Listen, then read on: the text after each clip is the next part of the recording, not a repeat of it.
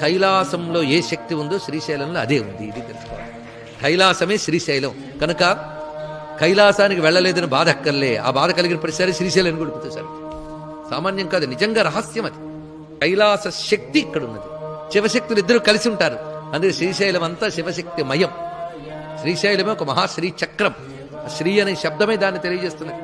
శివశక్తి మయం గనక శివుడక్కడ, మల్లికార్జునుడు, అమ్మ భ్రామరి. భ్రమరాంబ రాకముందు కూడా శ్రీశైలం ఉంది.